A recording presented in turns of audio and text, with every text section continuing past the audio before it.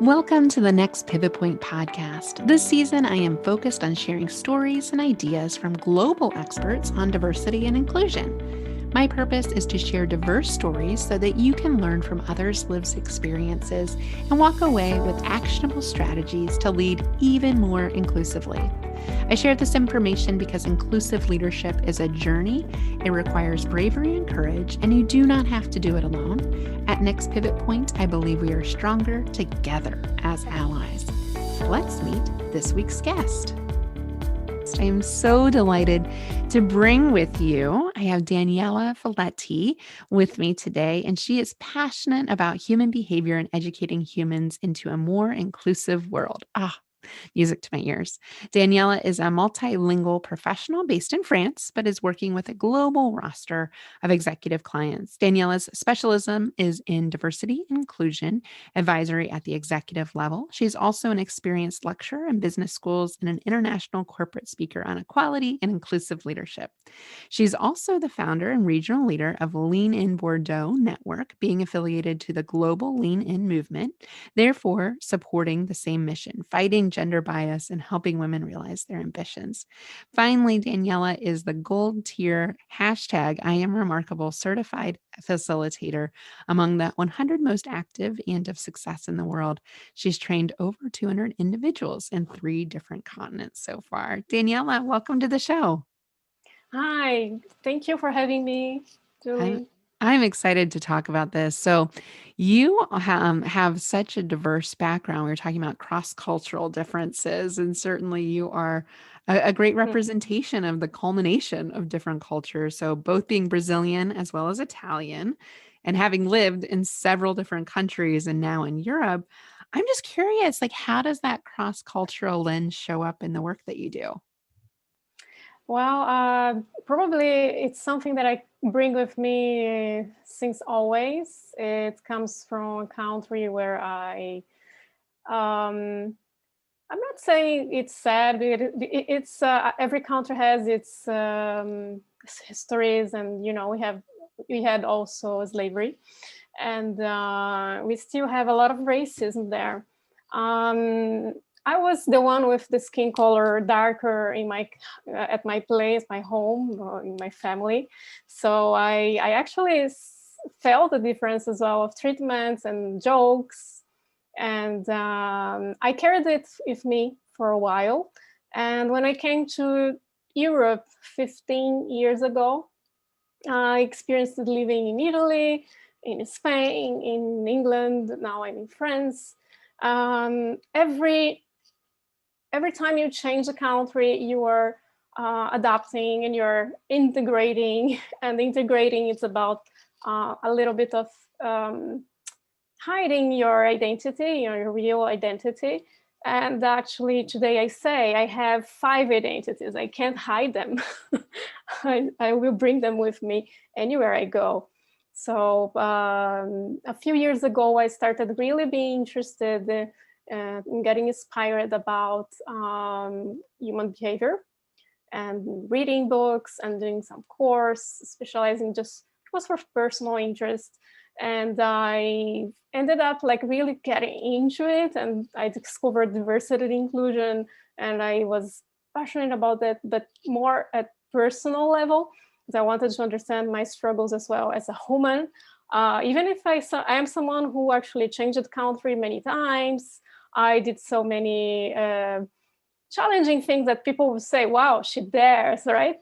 I still felt like I was struggling. I negotiating my salary, making me feel respected in the workplace, in a special when you have male dominance, right?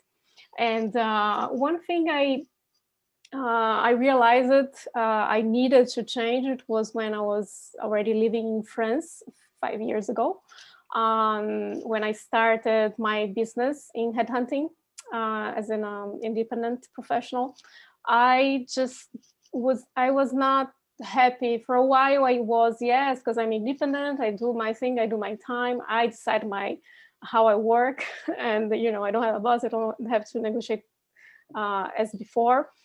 And it was still hard because you have many bias behind the headhunting, and I was not really happy in the connection I needed for my values. Then I decided actually to change everything and include diversity and inclusion in my every single service I offer. So today I do inclusive headhunting. It's something that it's no longer my main work, but I do this for I want to challenge the system, and help leaders and companies, partners improve themselves in the way they recruit. On the other side, I started doing D&I consulting, training leaders to be more inclusive. I also do career advisory, and I applied it also in the other way, where I assess them in their level of inclusive leadership to help them actually the next step. That's good. Yeah, that's a little bit of how I got into it. Yeah. Oh, I love all those lenses you bring and your own lived experiences and the biases we all face when we're different. I'm curious. You got my interest with the inclusive headhunting piece, and I know that's just a part of what you do. But I'm curious. I have a lot of clients tell me this lame excuse of like, we just can't find the diverse talent. I'm sure you've heard that one. Oh, yes. What's your answer to that challenge? They are not looking the right way. They are not using the right words. They are not working on their own bias, and they are not joining teams to take decisions. It's just what happens with headhunting is the bias in the way. So there is few people taking the decision. You have many passage of, sometimes you have private equity in the middle until the candidate get into the CEO of the company. So how you actually work together to make it a real thing, and you decide since the beginning you really want adverse, and with who you are working. Is the headhunter aware of their bias as well? Is the headhunter the only one deciding about the final shortlist, how they can diversify it and be more creative in the approach? I work with many networks. I go into the industry and I look for the associations as well related to human, inclusion of human, and any underrepresented group. It's still challenging, but it's not easy because you need really to hunt them because they don't feel attracted sometimes. Yep. Yeah, That's the problem. like you said, the wording, your own bias, where you're looking, diversify. Yeah, you wouldn't think like I'm going to go find diverse talent in the same spot where I found the other people. It's obviously got to be diverse. You don't find them, of course. Right. And it's harder because it's something new, and change is always going to be harder. It doesn't mean it's not worth it, though. I love that, Daniela. Building off of that, you mentioned the word bias, the B word, a lot of times, and people like to say, well, it's unconscious. You can't see it. And I think sometimes people, again, throw their hands up of like, well, we're all biased. So I'm just like everybody else. There's nothing I can really do about it. How do you help leaders be aware of their bias? And what do you do once you're aware of it? Well, when I accompany leaders, we do a process of assessing their leadership style, their behaviors in the past, especially during the decision making, right? And then I also assess their strengths, and we work how to work on their strengths. And one of these skills building during this process is about the bias. You need to be aware of your bias and then take action. So recognize your bias. You need to take steps back and slow down your decisions. That's the way you actually reduce bias. And you can make something about that. You can take actions, but you need to slow down. And that's what one of my message. And another thing that help leaders understand bias is being more curious and asking questions and being more empathetic, listening to their people, going through it and being genuinely interested in them. right? Like, Sounds how are straightforward. you? Right? Asking good questions and really caring about them as a human being. But it's That's funny how we all. just kind of turn off that curiosity as we get older. We think we know it all, or we think we know what the person's going to say, and you don't know, especially if they're different than you. It's probably going to learn something. I'm curious about gender bias in particular, knowing you have really entrenched yourself in that and are associated with Lean In. What are some examples of gender bias in the workplace today? Oh my God. You can talk about the affinity bias, all this confirmation bias. You have many situations, for example, decisions of promoting someone that's similar to you. So usually if you are a CEO and a male one, you are probably choosing male to come next.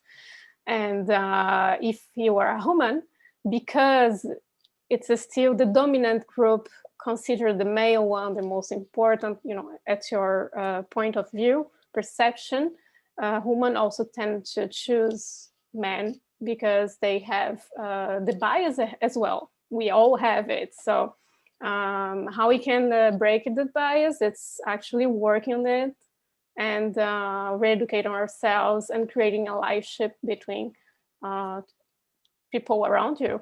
Yeah, exactly. And affinity bias. Yeah, we like people like us, kind of mini me's. And even, you raise a good point about women are just as likely to be biased against women as men are. It doesn't mean just Mm. because you're in the group that somehow you're alleviated of bias. If your whole life, boys and girls grow up experiencing bias and seeing men be providers and women be caregivers, that's going to be kind of reinforced in your brain of this pattern of behavior. And that expectation is going to show up in the workplace too. So no one's immune to this. But like you said, slowing down, intervening with our bias.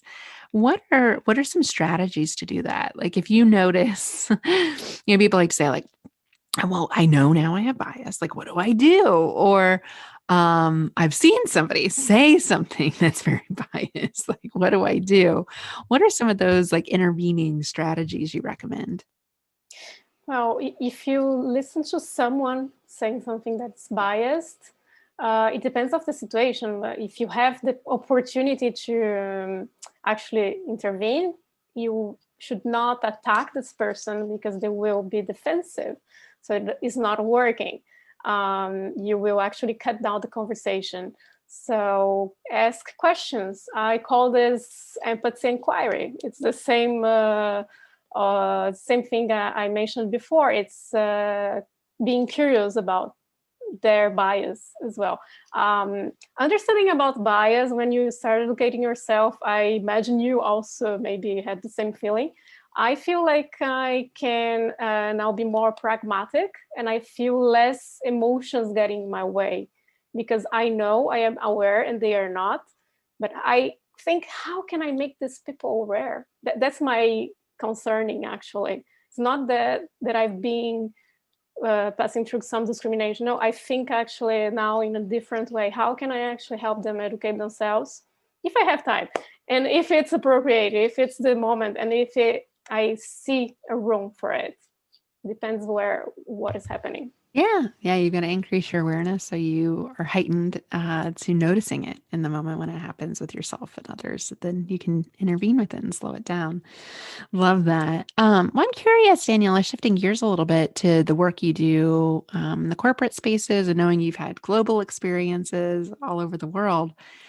What differences do you notice with DNI globally? Like, where are we at in the Uh, world, and what's different in different places? I can talk about, in especially Europe, and difference between Europe and US. Because I see you as you are much more advanced in the conversation about DNI. In France, and especially, for example, here where I live, they talk about gender all the time and handicap, and many times, but race is really a taboo to take really consideration. When you talk about discrimination, it's still not very well recognized the way we present it. So the data we need is not possible in many ways. The data they have now, it's the index, it's the gap salary of salary from women and men, but you don't have intersectionality considered in it. And it stays very limited into data and not actions. So if you have a company where the board of directors are only male, so how you get the salary gap, right? And what you do with it. So how to change cultures is the main challenge I'm finding in the way now. But I'm confident because I've seen the last year, I think COVID brought something positive in this way. So many new professionals talking about it and talking more openly. It's still not as in US, I will say, but it's getting better. And I am trying to introduce it more and more. But then I touch Italy, Brazil. Every country has its particularity. In Italy, for example, the biggest gap is between generations. They have very old generation and the very young one. They jump at one. So it's a complicated way of making them work together sometimes. And Brazil, I noticed there is still a lot to do in education around all this conversation, but they actually started as well. Last year, I started listening much more about diversity and inclusion in Brazil in companies, and I had the opportunity to get in touch with some of them, and they were creating like leadership programs for inclusion and human inclusion as well. But then I have to say there is still always gaps related to intersectionality and the misunderstanding of subjects. There are still a lot of gap of what we are doing, the intention and the commitment from top to bottom. That's the hugest challenge I think every D&I is fighting for. Also to make it valuable. I don't know to you, prove but the business case for it and the return on investment and all this stuff. It's like, come on, we know the data, the business case has been around for decades, but having to prove ourselves to the majority group that's usually making the decisions about writing checks and setting budgets. So it is frustrating. Daniela used a word taboos that I know there's some taboos about talking about diversity. It's interesting to hear you say that the US seems like we've moved ahead. I think we have big problems, especially with race. So we have to talk about it because of our history. Not that we're the only country that's slavery in our history, but it's a big issue. But I know I grew up here in the States in the 1990s. And one of the things that people like to say is like, I'm colorblind, or I just don't see color. And that's how I grew up. And I didn't realize how problematic that was. So I know that's one taboo. It's like, if you don't see it, you're not acknowledging it's a problem. And you do see it, by the way.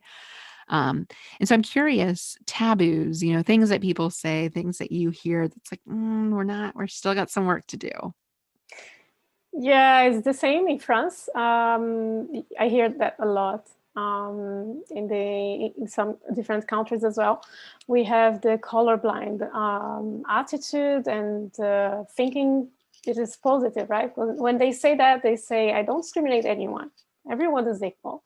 But at the end, it's actually the opposite. You're creating barriers to help who is suffering discrimination. And I believe it's because we are disconnecting from the past, because colonization happened. Like it started in Europe, huh?